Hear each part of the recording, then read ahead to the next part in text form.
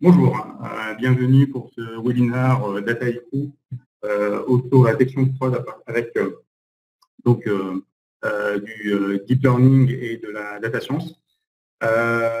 Déjà en préambule, je voulais vous signifier que la présentation durera à peu près 1 heure, que j'attends en fait vos questions, donc à partir du chat, c'est-à-dire que je vais dérouler la présentation et il y a une partie à la fin de la présentation qui sera dédiée aux questions.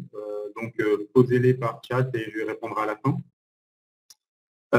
Également, pour l'information, donc les supports sont disponibles. Vous pouvez le télécharger à partir en haut de votre écran avec le bouton Call to Action. Et enfin, à la fin, je vous le rappellerai, donnez votre avis avec le bouton Partager votre avis. Donc, je vais commencer directement avec la partie slide. Donc, l'objectif, vous allez le voir, c'est de discuter en fait à la fois de sujets de détection de fraude et également de méthodes de machine learning, de deep learning, mais également d'outils associés, notamment dans notre cas Dataiku. Simplement, donc, sur la présentation, il y a 3 noms, mais je vous rassure, il n'y aura que moi, sinon ça va être un peu chaotique. Moi, je suis Bouzidaï Damir, donc Data Science côté Kérus. Khalil, Elmarsi et Amir m'ont aidé à la fois réaliser cette présentation, mais également ont travaillé sur des cas de détection de fraude, qui ont mis en œuvre en fait le sujet que je vous présente. Alors, simplement en termes de présentation, donc l'idée, comme on le voit ici, c'est de la fraude. En fait, c'est un sujet pour lequel on peut vite détecter en fait un ROI. Comme on le voit, donc sur les derniers chiffres en France, on a 800 millions d'euros liés à la fraude. Donc essentiellement donc sur les transactions bancaires, notamment Internet, pardon. Par contre, le sujet que je vais présenter est un peu plus général, dans le sens où l'objectif pour moi, c'est de vous présenter en fait l'ensemble des méthodes qu'on a mis en œuvre dans différents secteurs, avec notamment la solution Dataiku. Donc, l'idée de la présentation, c'est comment on fait pour détecter en fait des comportements frauduleux. Donc, on ne détecte pas la fraude, on détecte à la base des comportements atypiques que l'on analyse par la suite et qu'on considère comme frauduleux. Donc, c'est pour ça que dans la discussion, dans la présentation, je parle plutôt de comportements frauduleux plutôt que de fraude, parce qu'il faut à la fin valider en fait l'ensemble des individus qu'on aura identifiés ou transactions qu'on aura identifiées comme frauduleuses. Donc l'idée en fait, elle est assez simple. On part de 3 principes. Le premier principe, c'est que quel que soit le secteur, la partie métier est prépondérante, c'est-à-dire qu'en fait, on a toujours, on n'a pas conduit la data science pour faire de la détection de fraude, donc on a toujours eu en fait des règles métiers qu'on pouvait appliquer, donc des règles très simples, avec des si et des ou et avec des limites. Et derrière, on arrive à avoir des règles très simples qu'on peut ensuite appliquer à une population pour définir un type de comportement frauduleux, mais également le métier va également nous aider à essayer de détecter ou de créer en fait des features, des variables qui vont pouvoir améliorer en fait notre modèle de data scientist. Donc lui, son rôle, ça va être de justement de comprendre un peu plus les données et d'utiliser en fait toute la palette de méthodes de machine learning qu'il a à sa disposition. Donc quand je parle de machine learning, ça va être à la fois des méthodes supervisées, non supervisées, deep learning et théorie des graphes, on dira par la suite. Et enfin, le tout sur une plateforme. Donc là, en l'occurrence, la plateforme Dataiku, donc le DSS de Dataiku, donc qui permet en fait d'avoir une solution qui peut assez facilement mettre en œuvre en fait toutes les méthodes que je viens de citer et de manière assez simple. Donc on va le voir sur l'écran. Donc le déroulé du webinaire, 15 minutes de présentation et 20 minutes en fait de présentation, donc 20 minutes de présentation PPT, pardon, et 20 minutes de présentation du cas d'usage sur directement à la plateforme. Les 15 minutes de présentation data science, ça va être en fait l'ensemble des méthodes data science qui vont être utilisées qui peuvent être utilisées en fait en détection de fraude.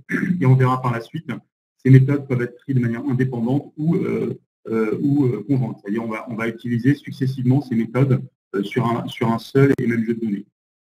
Donc les outils, là en l'occurrence Dataiku, qui permet en fait d'avoir une solution totalement intégrée avec déjà des méthodes de machine learning déjà intégrées, donc notamment avec la bibliothèque scikit-learn, et qui permet également d'appeler d'autres librairies Python type Keras pour pouvoir en fait implémenter assez simplement les modèles de deep learning et les réintégrer en fait dans le flux de modélisation de Dataiku.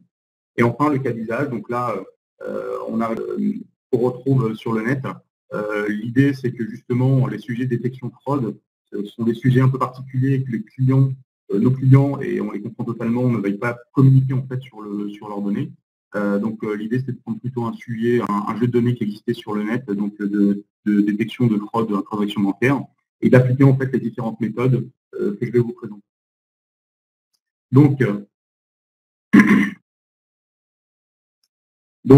l'apport de la data science. Donc, déjà, simplement, l'apport de la data science, ça va être quoi? Ça va être ça va être surtout, d'intégrer de manière totalement intégrée l'ensemble des solutions qu'on peut retrouver ou des méthodes qu'on peut retrouver en data science.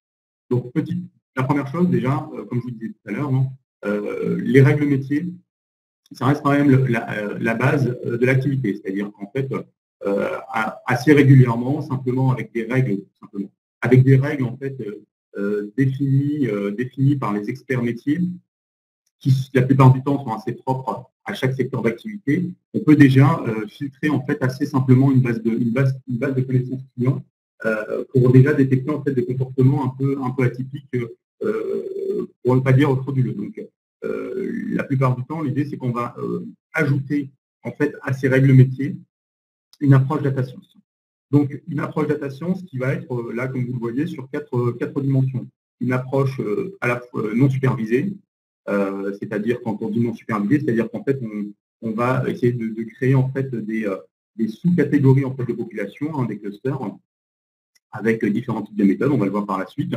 Les approches supervisées, c'est-à-dire que là, on va directement donner comme base d'apprentissage aux algorithmes un jeu de données dans lequel on a déjà identifié en fait des fraudeurs et des non-fraudeurs, et l'algorithme ou un certain nombre d'algorithmes vont essayer de trouver en fait le pattern ou l'ensemble des variables ou des features qui vont vous permettre en fait de prédire un comportement fraudeur.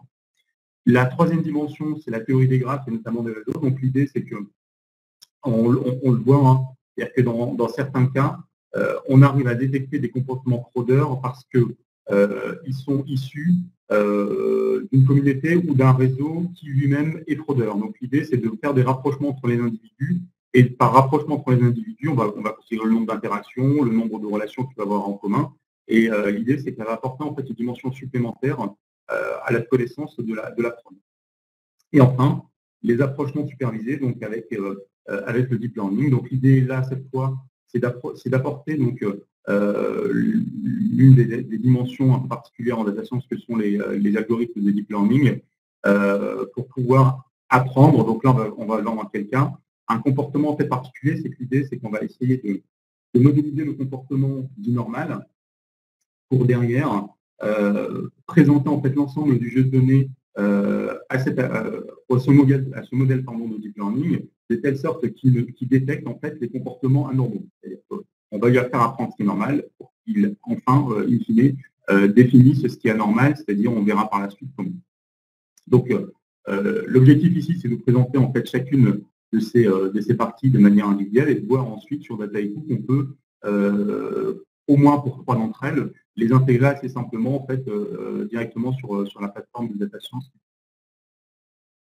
Donc, en préambule, bien évidemment, ça serait, on est toujours obligé de passer donc, par cette partie-là, c'est-à-dire que quand on parle data science, il y a toujours une partie en matière data management, et ça on n'y échappe pas, c'est-à-dire que les données déjà en l'état sont rarement exploitables directement, mais il faut également créer ou apporter déjà de la valeur, en plus des règles métiers, mais apporter de la valeur par la transformation de certaines variables.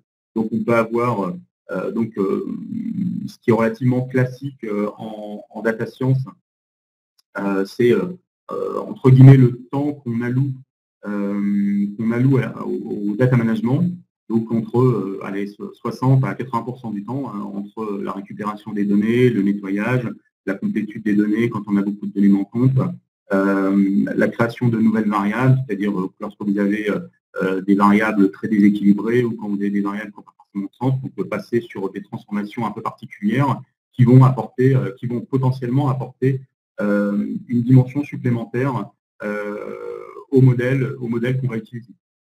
Donc bien évidemment, on ne peut pas faire ce type de présentation sans dire qu'une très grosse partie en fait, de l'activité va être quand même liée au data management. Ensuite, la partie, donc, comme je disais tout à l'heure, hein, il y a 4 grandes thématiques, hein, l'apprentissage non supervisé, supervisé, graph et semi-supervisé. Donc, l'idée de la présentation, c'est de vous présenter indépendamment ces méthodes-là, parce que, une fois de plus, le principe en fait, de détection de fraude, c'est qu'on peut utiliser chacune des méthodes que je vais vous présenter de manière indépendante, c'est-à-dire qu'en fait, on peut réaliser, et on l'a déjà fait, notamment dans le secteur bancaire, une étude de détection de fraude uniquement à partir de clusters, c'est-à-dire d'apprentissage non supervisé. L'idée, c'était de faire des clusters suffisamment fins pour isoler en fait le comportement frauduleux. Donc, ici, la façon dont je le présente, en fait, ça vient d'un certain nombre de sujets qu'on a pu traiter, et notamment l'une des dimensions qui dit qu'en fait, le comportement frauduleux va souvent être lié au type en fait, de secteur ou sous-catégorie de secteur dans lequel on va travailler. Typiquement, alors, on ne va pas stigmatiser des professions, ce n'est pas le but, mais il est évident qu'on ne frotte pas de la même manière dans la banque, on ne frotte pas de la même manière, notamment dans le secteur du bâtiment. Donc, l'idée, c'est que si on étend en fait cette notion-là en fait à la population que vous allez tester, il faut comprendre qu'au sein même de votre population, donc de vos clients, vous allez avoir des comportements qui vont être liés à certains types d'achats de produits. Donc, l'idée, en fait, c'est de faire des clusters pour regrouper en fait ces sous-comportements et de faire ensuite une analyse plus fine de ces sous-comportements. Donc, l'idée, en fait, c'est de partir du principe qu'on ne fera pas de la même manière. Donc, on crée des clusters pour regrouper en fait des comportements identiques. Et à l'intérieur de ces clusters, on va analyser, on va appliquer des modèles supervisés ou semi-supervisés pour essayer d'aller un peu plus profondément en fait, dans la compréhension du comportement fraudeur au sein de ces clusters. Mais une fois de plus, on peut totalement s'arrêter là. Mais l'idée ici, c'est de voir tout l'apport qu'on peut avoir en utilisant en fait, conjointement l'ensemble des méthodes. Donc, simplement, hein, pour lister un peu les méthodes assez classiques en clustering, hein, donc du K-means au CH, avec l'apport que peuvent apporter les quintes de Cohen ou les méthodes type DBSCAN qui ont comme intérêt, donc bien évidemment, si on veut utiliser uniquement la partie cluster, plutôt se focaliser sur du DBSCAN plutôt que sur du K-means et qui a avoir tendance un peu à généraliser. Donc nous, justement, dans l'exemple que je vous présentais tout à l'heure, comme l'idée, en fait, c'est de créer des sous-catégories, on va plutôt utiliser du K-means pour derrière essayer de détecter des comportements fraudeurs à l'intérieur de ces K-means. La deuxième partie, donc, l'approche supervisée. L'approche supervisée, hein, typiquement, c'est ce qu'on cherche à faire quand on veut faire du prédictif. Donc l'idée pose sur un constat assez simple, c'est qu'en fait, la fraude est souvent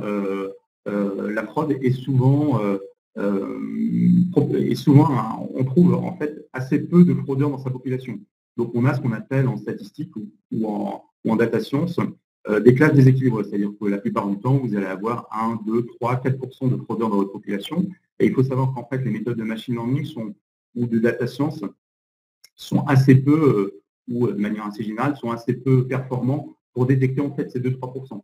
Bien évidemment, il existe des méthodes, notamment l'une des plus performantes actuellement, qui est XGBoost, mais également le SVM, qui permettent en fait de détecter, de se focaliser justement sur les individus qui sont mal classés dans une population, donc de focaliser en fait sur ces 2-3% d'individus potentiellement fraudeurs de votre population. Donc l'idée ici, c'est de présenter le fait que toutes les méthodes de data science ne sont pas valides pour faire de la détection de fraude. Vous n'allez pas utiliser de la régression logistique, vous n'allez pas utiliser du random forest, parce qu'en fait, elles ont trop tendance à généraliser, surtout qu'elles fonctionnent plutôt sur des classes équilibrées.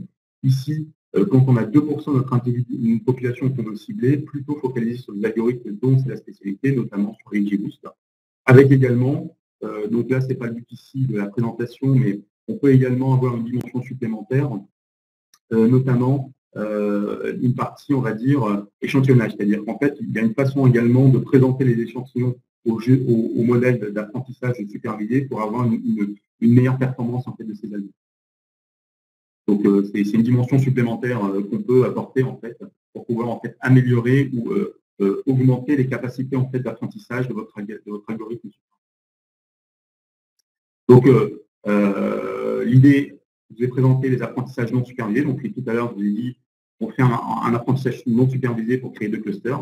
Et à l'intérieur de ces 2 clusters, on peut très bien appliquer un XGBoost pour essayer d'aller un peu plus finement sur la détection de fraude. C'est ce qu'on va voir tout à l'heure dans la partie data. Ensuite, la théorie des graphes. Pourquoi? Parce qu'en fait, déjà l'avantage, c'est que la théorie des graphes, c'est relativement, comme son nom l'indique, graphique, donc visuel. C'est-à-dire qu'en fait, on peut assez facilement détecter en fait, de la proximité entre les individus. Et dès lors que des individus sont proches, avec au sein de cette proximité des individus fraudeurs, on peut décemment en fait, imaginer que les individus qui sont plutôt proches des individus fraudeurs ont eux-mêmes un comportement potentiellement fraudeur. Donc la théorie des graphes va vous permettre en fait d'avoir cette dimension-là. L'idée, c'est d'avoir des graphes à plusieurs dimensions et à plusieurs pour pouvoir en fait détecter un certain nombre d'interactions, nombre de fréquences d'échanges, proximité, que ce soit en termes de sirène, c'est-à-dire si c'est à l'intérieur d'une entreprise, donc des filières d'entreprise, ou au sein d'une famille, notamment dans le retail, quand on fait la détection de fraude avec des individus encartés. Donc l'idée, c'est d'avoir effectivement de se dire qu'effectivement des individus qui sont proches d'un point de vue, on va dire, à la fois géographique et familial, s'il y a un comportement fraudeur à un certain endroit, on peut le retrouver à d'autres endroits. Donc la théorie des graphes va vous permettre en fait d'apporter cette dimension supplémentaire qui a comme avantage principal d'avoir une représentation visuelle plutôt intéressante. Donc bien évidemment, c'est la théorie des graphes, et on peut faire en fait du développement spécifique qui va être lié en fait à la nature ou au format des données que vous allez exploiter en fait dans votre analyse de détection de fraude. Ensuite, la quatrième dimension en data science, ça va être la dimension, on va dire, alors cette fois totalement deep learning, donc plutôt ici une approche non supervisée. Donc ici, quand je présente le constat, je dis que souvent les comportements fraudeurs sont souvent originaux. En fait, quand je dis original, c'est qu'en fait, il y a plusieurs façons en fait, de frauder. Et donc l'idée ici, c'est il y a si on part du constat qu'il y a plusieurs façons de frauder et qu'il n'y a pas beaucoup de fraudeurs, en fait, les algorithmes vont avoir souvent beaucoup de mal à identifier en fait, ces comportements-là. Donc l'idée, c'est plutôt d'avoir une démarche duale, c'est-à-dire de demander à l'algorithme de comprendre ce qu'est un comportement normal. Et donc justement, c'est là où l'auto-encodeur va avoir son importance, c'est-à-dire qu'en fait, on va essentiellement demander à l'algorithme de deep learning d'apprendre les comportements normaux, de telle sorte que dès lors qu'il va rencontrer en fait un individu qui n'a pas un comportement normal, quelle que soit sa façon de dévier par rapport à la normalité, ben, en fait, l'auto-encodeur va complètement, entre guillemets, va pas comprendre en fait le type d'information qu'il va avoir à sa disposition et va proposer, et va en décompression générer en fait énormément d'erreurs. Donc l'objectif ici en fait de ces réseaux de normales, ces réseaux de neurones, on va dire de type auto-encodeur, vont être donc d'apprendre un comportement normal, et dès lors que le modèle est appliqué en fait sur des comportements anormaux, en fait le modèle va donner des résultats très mauvais. Et donc justement l'idée c'est de manière inverse à ce qu'on fait d'habitude, c'est-à-dire que le mauvais résultat en fait de l'auto-encodeur va être un signe en fait d'un comportement atypique, donc frauduleux. Donc c'est là où effectivement l'apport va être relativement intéressant. Et on va voir justement avec la plateforme de DSS de Dataiku, on peut assez simplement mettre en œuvre en fait ce type de solution, et notamment avec la librairie Keras, donc codée en Python. Donc, juste pour refaire un point en fait sur l'auto-encodeur, qui est le principe en fait en deep learning. Donc, vous avez énormément de modèles en deep learning. Donc, ça a commencé avec le perception multicouche il y a quelques années. Maintenant, on est sur plutôt des modèles convolutionnels ou récurrents. Et on a le principe donc de l'auto-encodeur. Donc, le principe de l'auto-encodeur, ça va être quoi? Ça va être en fait, comme vous le voyez sur le réseau, donc il a cette forme un peu particulière où l'idée, en fait, c'est de compresser l'information et ensuite de la décompresser, de telle sorte qu'au moment de la décompression, on retrouve en fait l'information qu'on avait initialement. Donc là, quand on l'applique en fait sur notre jeu de données et pour vous expliquer en fait l'objectif, donc typiquement en entrée, si on intègre des comportements normaux, il va apprendre des comportements normaux. Donc, il va apprendre les comportements normaux. Et quand il va les décompresser, il va décompresser des comportements normaux. Donc, en gros, il ne va pas y avoir d'écart entre l'entrée et la sortie. C'est-à-dire qu'en fait, l'erreur entre ce qu'il aura vu et l'erreur entre ce qu'il aura modélisé va être très faible.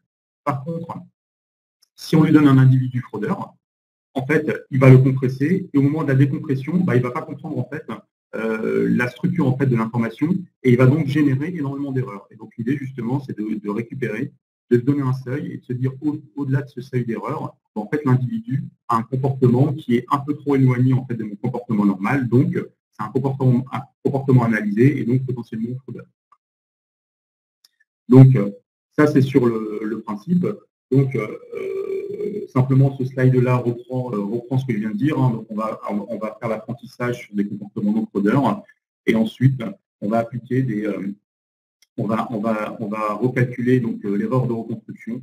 Et si l'erreur de reconstruction est trop élevée, et en fait, on considère que l'individu a un comportement particulier. Donc, s'il a un comportement particulier, on l'analyse indépendamment. Alors, justement, juste pour refaire un petit point là-dessus, une petite parenthèse, on est bien d'accord, les algorithmes ne détectent pas de comportements frauduleux, ils détectent des comportements atypiques par rapport à une population, standard. Donc l'idée, c'est justement d'avoir des algos qui vont vous présenter des listes d'individus qui ont des comportements atypiques. Ensuite, dans ces individus atypiques, vous allez avoir des fraudeurs ou des non-fraudeurs. Mais ça, après, c'est le métier, c'est à l'analyse, entre guillemets, manuelle qui va vous réellement vous dire si le comportement est réellement frauduleux. Donc là, c'est typiquement le type d'illustration que l'on a sorti d'un auto-encodeur. C'est-à-dire que les points en bleu correspondent en fait à des comportements normaux et les points en rouge des comportements anormaux. Et ça, c'est l'erreur de décompression. C'est-à-dire qu'en fait, vous voyez bien que la majorité en fait, des individus normaux ont des erreurs de décompression très faibles, alors que les individus en rouge sont au-dessus du seuil qu'on a défini et qui correspondent en fait des individus qu'il va falloir en fait analyser dans le détail justement pour détecter en fait pour vérifier qu'effectivement ce sont bien des individus fraudeurs. Alors simplement en data science, ce que l'on fait, c'est qu'on utilise comment on utilise en fait une base d'apprentissage. On va utiliser des outils qui sont du type matrice de confusion, recall et précision. Donc l'idée étant de vérifier avec la matrice de confusion que les individus qu'on a identifiés nous comme nos fraudeurs, sont bien modélisés comme fraudeurs par le modèle. Donc là, on voit ici sur la diagonale qu'en fait, on retrouve plus de 90% à la fois des comportements non fraudeurs et fraudeurs, donc le modèle arrive à bien discriminer en fait les deux comportements. Et donc l'idée en fait ici, c'est bien d'avoir la puissance en fait des modèles de deep learning. Donc l'avantage en fait des modèles de deep learning par rapport aux modèles standards, c'est qu'ils vont essayer de chercher sur des dimensions supérieures aux dimensions des modèles de machine learning standards, mais également surtout apporter de la non-linéarité en fait entre les différentes variables. C'est surtout ça en fait, les changements de dimension et surtout le fait de ne plus rester en linéaire qui permet en fait d'avoir une dimension supplémentaire qui permet de modéliser, d'avoir un peu plus de dimensions pour pouvoir analyser un problème. Donc, juste pour faire la conclusion en fait sur cette partie, l'idée de cette partie, c'est bien de dire qu'en fait, on peut utiliser conjointement l'ensemble de ces méthodes. C'est-à-dire que on ne va pas uniquement focaliser sur des règles métiers, on ne va pas uniquement focaliser sur de l'apprentissage non supervisé ou sur du supervisé ou non semi-supervisé. On peut intégrer en fait toutes ces dimensions-là, tous ces modèles-là sur une seule et même étude, avec notamment en utilisant certains outils, notamment Dataiku qui va être présenté dans. Donc, Dataiku, alors juste en quelques chiffres, ensuite on basculera en fait sur Dataiku pour la partie présentation. Donc créé en 2013, donc en 2013, donc on est à date à la version 4 de Dataiku, donc plus de 120 clients. On verra tout à l'heure qu'effectivement ils ont également quelques références dans la détection de fraude, mais pas que. L'événement un peu marquant, c'était en 2017, donc le fait d'intégrer dans le Gartner dans le cadran visionnaire. Donc c'est ensuite, pour ceux qui ne connaissent pas donc la solution Dataiku, donc c'est à la fois une solution totalement intégrée, donc justement sur laquelle peuvent travailler à la fois des data analystes et des data scientists, donc de data préparation, de machine learning, mais qui permet également, une fois le modèle calé, c'est-à-dire un modèle qui fonctionne, vous pouvez le mettre vous pouvez le déployer, vous pouvez totalement l'industrialiser. Et ensuite, le dernier avantage, la plupart du temps, sur les projets data science, on peut être amené à travailler à plusieurs, donc l'outil permet de travailler de manière collaborative entre différents data scientists et différents data analystes au sein de une seule et même plateforme. Donc, ça permet en fait de centraliser les projets et de travailler chacun sur sa partie ou de réconcilier en fait les parties de travail. Donc l'avantage, c'est que c'est une solution totalement intégrée de bout en bout, donc de la data prep au modèle, au déploiement, avec du travail collaboratif jusqu'à l'industrialisation. Donc c'est en ça où l'avantage de Dataiku, avec également, quand on parle de data prep, c'est-à-dire qu'on peut à la fois, donc je vous présente tout à l'heure, utiliser l'outil en mode clic-bouton, mais également utiliser l'outil en mode développement, que ce soit en SQL, en Python ou en R. Donc on va le voir tout à l'heure comment on réalise en fait à la fois du clic-bouton, mais également de la partie développement au sein de cette. Donc les quelques références, comme je vous disais tout à l'heure en préambule, la présentation, vous pouvez la télécharger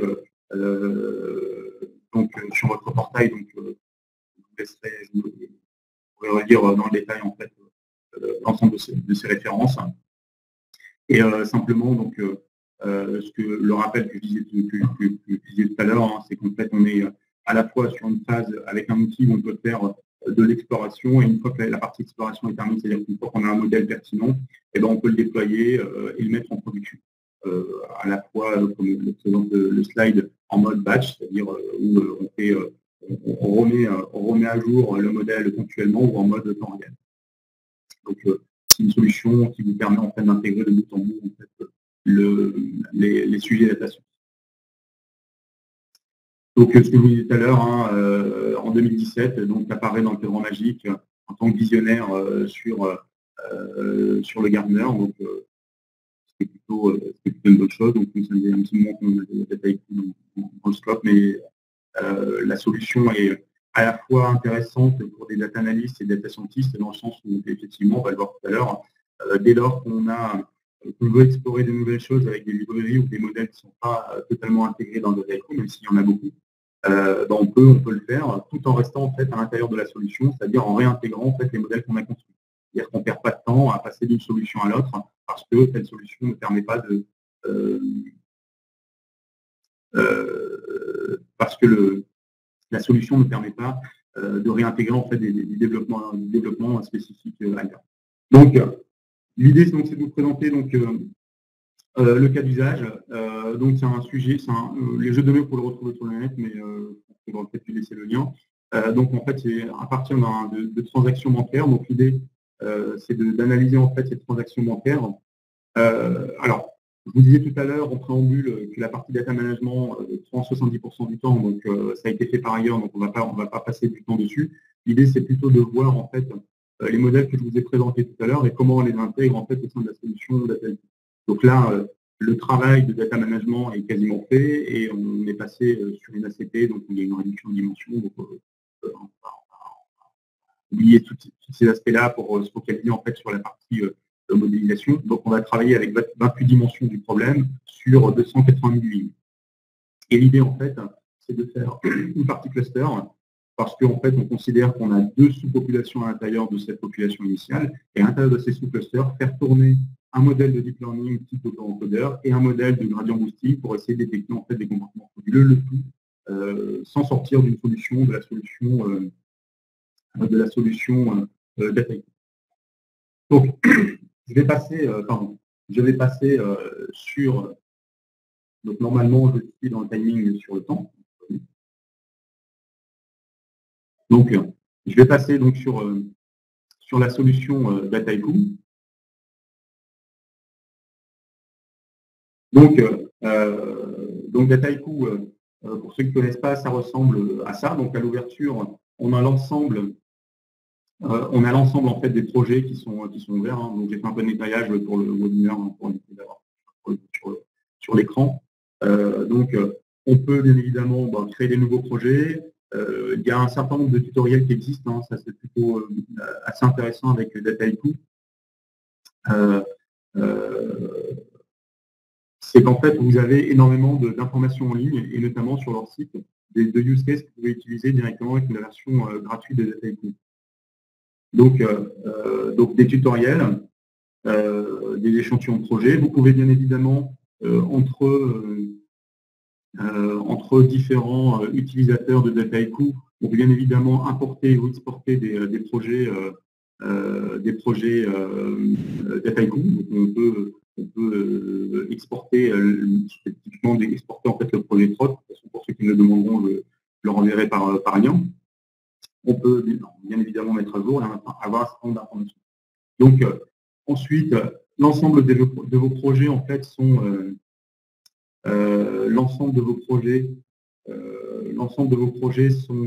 définis par des cartes. Donc là, on a un projet de churn, un projet de détection de donc c'est celui que je vais vous présenter. Donc simplement pour vous montrer, donc quand on ouvre en fait une de ces cartes, on a en fait un premier intitulé où on peut modifier. Hein. L'idée c'est de décrire un peu le projet qu'on réalise. Donc on peut modifier, on peut définir l'ensemble des tâches qui nous restent à faire en fait sur le projet. Et ensuite ici on a la partie donc entre guillemets la plus importante. Ça va être l'ensemble des bases de données ou des tables qui sont présentes sur le projet, l'ensemble des recettes visuelles, c'est-à-dire c'est le jargon Dataiku pour dire en fait l'ensemble des transformations et actions qui sont appliquées sur votre jeu de données, et l'ensemble des modèles. Et ensuite, ici, j'ai deux scripts Python qui ont été intégrés à mon modèle, et j'ai également un dashboard. Donc, l'avantage des Dataiku, en fait, c'est ça, c'est qu'en fait, vous avez une recette visuelle en fait de l'ensemble des transformations que vous appliquez à vos données. Donc là, on voit que j'avais trois bases de données en importation. J'ai fait un nettoyage sur mon jeu de données que je stocke ensuite. Je fusionne en fait l'ensemble de mes tables. Et derrière, je rapplique des modèles. Donc ici, un modèle de cluster, ici, un modèle de gradient boosting. Et ensuite, ici, une fois que j'ai mon modèle, je fais le split entre les individus que je dois. Donc c'était pour une analyse de churn, donc les individus que j'envoie en fait à mon marketing pour mieux les cibler parce qu'en fait ils sont potentiellement fraudeurs. Ensuite, bien évidemment, ces informations-là, quand on clique, on a un certain nombre d'actions qu'on peut mener. Donc typiquement ici, on peut explorer la table ou télécharger ou nettoyer. Voilà. Et donc on a un certain nombre de recettes d'actions que l'on peut appliquer en fait à nos jeux de données, donc aussi bien en data management qu'en data science. Donc voilà, donc on va voir ça sur notre projet détection de fraude. Donc notre projet détection de fraude, donc c'est celui-là. Donc comme on le voit, donc il y a un certain nombre de bases de données, il y en a 11. Donc dans l'absolu, j'en ai apporté une, mais dans le flux de données, j'en ai créé 10 autres en parallèle. J'ai apporté là un certain nombre de transformations, à la fois des transformations de nettoyage, mais très peu, mais plutôt des applications de modèles. Et j'ai également fait des notebooks qui ont été appliqués en fait à mon jeu de données. Donc, si on voit sur le flux, donc le flux donne ça, hein, c'est Alors, il y a plus beau, il y a moins beau, mais l'idée, c'était pour la démonstration. Hein. Donc, la seule chose ici, c'est qu'on va importer. Alors, c'était relativement compliqué de vous faire une démonstration de bout en bout, c'est-à-dire en important tant qu'on est, dans la mesure où on a plus de 200, quasiment 300 000 lignes. Le premier cluster prenait à peu près, 5-6 minutes. Alors, c'est lié à la performance de ma VM, hein, c'est pas lié à la performance de Taiko qu'on peut faire. Donc, ma Taiko tourne sur une VM où j'ai pas beaucoup de RAM. Donc, j'avais 6 minutes uniquement pour le cluster, à peu près 10 minutes ou un peu moins pour la partie auto-encodeur et 5-6 minutes pour la partie gradient boosting. Multiplié par 2 parce que j'ai deux clusters, donc ça faisait quasiment 45 minutes, mais ça c'est uniquement pour voir tourner en fait les valeurs. Donc c'est pas forcément très intéressant. Mais ici en fait, pour représenter le flux, donc on a importé notre base de données. Voilà, donc cette base de données, quand on ouvre le flux, voilà, donc on a un certain nombre d'informations. Donc comme je vous disais tout à l'heure, cette base de données, donc elle a déjà été nettoyée, il y a déjà eu une ACP qui a été faite dessus. Donc là, vous voyez les composants de votre ACP. Et donc l'objectif, en fait, c'est de prédire donc la dernière classe qui est en fait la classe en fait fraudeur non fraudeur. Donc ici sur Dataiku, assez simplement, on peut avoir des éléments de cette nature. En gros, sur mon jeu de données. Donc là, c'est simplement de prendre ces données, voilà. Hop, il recalcule, il en a pour 30 secondes, ça va assez vite. Voilà. Donc en gros, j'ai 284 000 observations de données. Donc 0, ça veut dire mon fraudeur, et j'ai uniquement 500 fraudeurs dans ma base de données. Sachant que je vais faire 2 clusters et je vais avoir à peu près un équilibre de 250 fraudeurs à l'intérieur de chacune de mes clusters. Donc l'avantage de Dataiku, c'est de pouvoir en fait importer, d'avoir des indicateurs assez visuels assez rapidement en fait, sur le jeu de données. Donc si on retourne sur le flux, le premier traitement que j'ai fait, quand on double-clique en fait sur le traitement, on a un historique en fait des traitements qui ont été faits. Donc là, comme je vous disais, la partie data management, on va pas trop la voir parce qu'il n'y a pas grand-chose à faire. La seule chose que j'ai fait, c'est que j'ai retiré 2 colonnes qui m'aidaient pas forcément pour la démonstration. Donc j'ai supprimé la colonne time et la colonne amount. Et donc je me retrouve avec une base de données où j'ai uniquement les 27 dimensions de mon ACP plus ma variable cible. Ensuite, donc j'ai appliqué à mon l'avantage, c'est qu'on peut ensuite, une fois le traitement fait, enregistrer en fait les données dans une table lambda. Donc là, moi, je l'intègre dans une table Postgre. Et ensuite, à partir de cette table Postgre, je vais donc appliquer un cluster. Donc on voit bien ici la partie modèle. Donc la partie traitement, nettoyage, data management, on l'appelle comme on veut, apparaît plutôt en orange, et la partie modèle côté Dataiku apparaît plutôt en vert. Donc là, ici, le symbole, c'est un symbole de clustering. Donc j'ai appliqué un Camins. Donc simplement, voilà. Et donc ici, j'ai simplement la description en fait de mon Camins. Donc on voit bien que dans mon cluster, donc bien évidemment, je vous ai dit, hein, je les ai déjà fait tourner. Donc là, les clusters sont faits. J'ai 2 clusters de taille quasiment équivalente du 50-50. J'ai des indicateurs du type, en termes de variance, quelle est la variable la plus importante dans les différents permis sur le cluster. J'ai également, par rapport à mes 2 clusters et le poids des variables relatives, j'ai les profils. Donc, si on peut regarder sur une variable particulière, donc 27 non, je crois que j'avais identifié une variable pour mon jeu de données. Je ne la retrouve pas, désolé. Voilà, si voilà. Donc en fait, ça permet de quoi? Ça permet de voir qu'en fait, sur la population complète, la distribution de cette variable V1 a cette nature-là. Par contre, sur mes 2 clusters, elle a cette position-là. C'est-à-dire qu'en fait, cette variable-là a un poids relatif assez particulier en fait, sur les 2 clusters. On a une possibilité d'analyser en fait les clusters de cette manière-là sous Dataiku. Donc l'avantage, on peut ensuite faire tout type de représentation en fait, entre les différentes dimensions de cluster. Donc nous, comme je vous disais tout à l'heure, hein, l'objectif pour moi, c'était de faire un cluster, c'était de faire des clusters suffisamment larges pour pouvoir ensuite appliquer des modèles type Camus, de type XGBoost et auto-encodeur sur le modèle. Donc si je retourne à mon modèle, ici, donc j'ai créé mon cluster et je demande à Dataiku en fait de me créer en fait 2 sous-tables qui correspondent en fait à chacun des 2 clusters. Donc j'ai mon cluster 1 et mon cluster 0. Ensuite, sur mon cluster 0, donc exactement de la même manière que je fais pour le cluster 1, mais j'écris le cluster 0. Donc à partir de mon cluster 0, en fait, ce que je vais faire, c'est que je vais appliquer ici, en fait, on voit qu'on a une recette en fait qui indique qu'on a utilisé en fait du Python, donc ce que vous voyez là. Et ensuite, on a appliqué donc sur cette base du Python pour pouvoir justement appliquer le modèle d'auto-encodeur. Et ici, on a appliqué un modèle de gradient boosting, donc directement à partir de la bibliothèque de Dataiku qui est basée en fait sur Scikit. Donc ici, en fait, l'avantage, c'est qu'on peut directement intégrer du code Python. Donc en fait, la première chose que l'on fait, en fait, c'est qu'on va regarder. On peut ouvrir, en fait, on peut commencer à travailler sur un outil pour faire notre analyse. Donc ici, pour ceux qui ont fait un peu de Python, donc on voit qu'on va importer en fait les librairies qui permettent en fait de lire le format de données en fait des flux générés par Dataiku. En fait, c'est des datasets. Et en fait, à l'intérieur de ces datasets, on va récupérer la partie data frame qui nous intéresse. On va utiliser en fait, on va importer toutes ces librairies qui vont nous permettre à la fois de faire NumPy, donc c'est par la suite TensorFlow pour la partie modèle, Seaborn pour la partie graphique, Model Selection pour pouvoir faire notre split.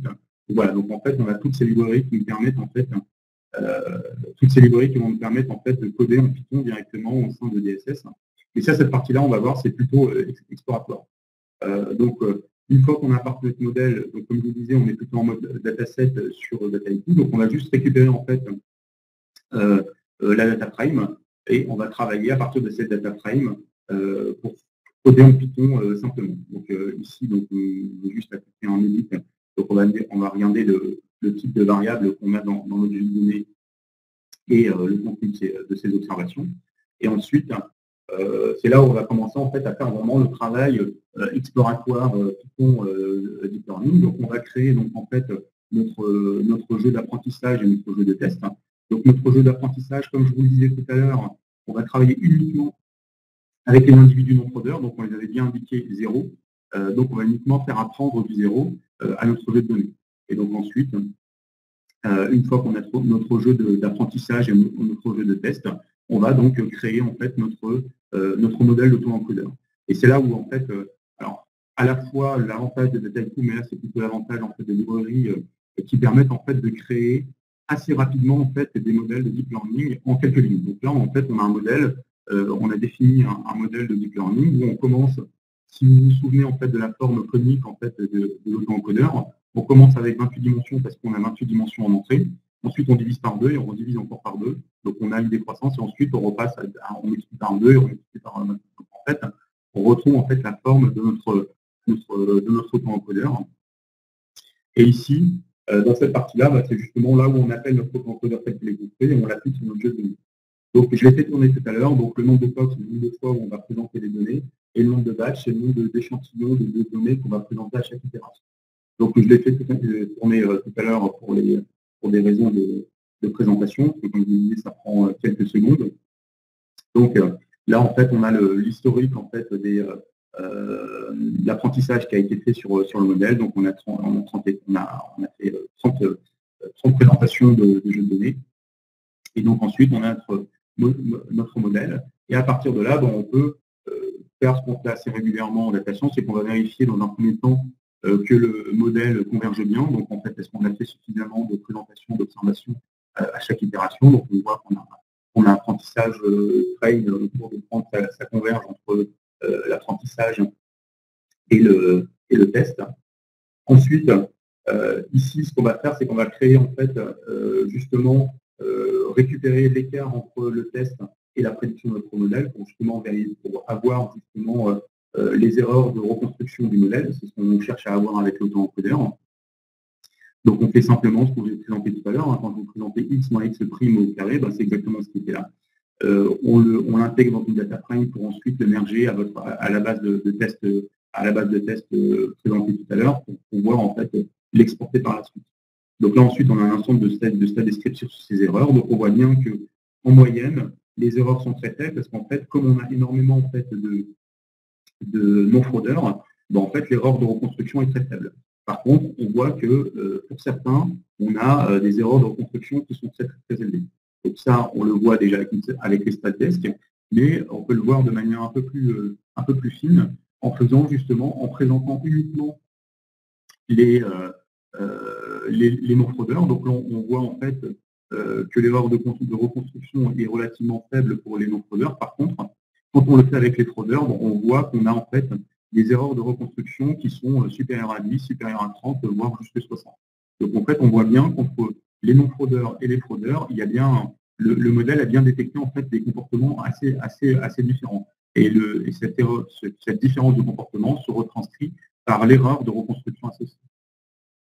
Donc la courbe AUC, donc le modèle est plutôt bon, mais ça c'est à la limite, c'est lié également au fait que on est sur une classe assez déséquilibrée. Mais l'idée, c'est de justement, ici, on pose comme hypothèse que les données vont être l'erreur de construction et on va analyser les individus pour lesquels l'erreur de construction est supérieure à 3. Et on va donc faire cette représentation telle qu'on l'avait vu précédemment dans la présentation. Et donc, en fait, tous les individus qui sont supérieurs à 3 en erreur de reconstruction, en fait, on va les considérer comme atypiques, donc potentiellement frauduleux. Donc, l'idée, c'est de les intégrer ensuite dans la base de données. Et ici, comme je vous ai présenté tout à l'heure, on va calculer donc la matrice de confusion. Donc, la matrice de confusion, elle nous dit qu'en fait, alors, on retrouve assez simplement, on retrouve beaucoup de non-fraudeurs. Donc, on a 40 349 non-fraudeurs bien classés et 29 sur les 40. Donc, alors, ce n'est pas du 100%. Alors, pourquoi ce n'est pas du 100%? Pour la simple et bonne raison que déjà, c'est un jeu de test et qu'en plus, on n'a pas fait l'exercice d'aller jusqu'au bout pour trouver le réseau de neurones le plus pertinent et également le seuil, le threshold donc le plus optimal. Mais déjà, on voit qu'on a un comportement où on arrive à détecter au moins 3/4 en fait, des individus.